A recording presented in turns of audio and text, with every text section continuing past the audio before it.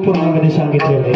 मग बेलाच्या फांद्या तोडून आणायचं नाही, तुम्ही एक एक बेलाचं पान तोडून आणा आणि एक एक बेलाचं पान तोडून तुम्ही एकच बेलाचं पान व्हा.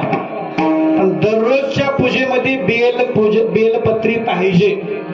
राष्ट्रसंत हिमालयातून जर खाली का आले असतील तर फक्त पूजेचा बेल संपला म्हणून. बरोबर आहे महाराज? फक्त पूजेचा बेल संपला म्हणून. पूजेचा बेल जर असता तर बरीच मिळाला तर आपल्या राष्ट्रसंत इकडे यायला काय आणि आपण काय असे सप्ते करायला आपल्या गळ्यात कुठला इष्टलिंग फळावर कुठलं भस्म दिसलं असतं नाही. मग बेल पाहिजे. मग आमच्याकडे मिळत नाही, एकदाच आणून ठेवा महाराज.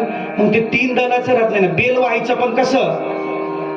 3 दलाचं जे पान आहे, आता मी आणलो, आपण आणलो, तर ते 3 दलाचं जे पान आहे त्या मधल्या पानाचं तोंड आपल्याकडे करायचं. मधल्या पानाचं तोंड आपल्याकडे करायचं आणि या 3 बोटांनी व्हायचं. माहिती नाही हे सगळं? या 3 बोटांनी व्हायचं आणि पुन्हा वाहिलेला बेल या 2 बोटांनी काढायचं. पण त्या मधल्या पानाचं तोंड आपल्याकडे असावं.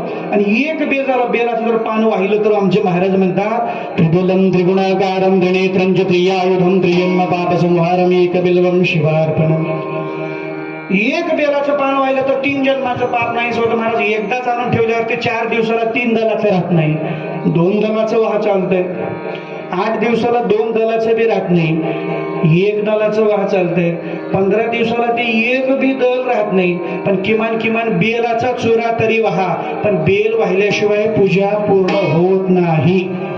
पण रोजच्या पूजेमध्ये बेल पाहिजे. ठीक आहे, मग आता दररोज बेल वाहणार, ठीक आहे म्हणले महाराज वाहतो.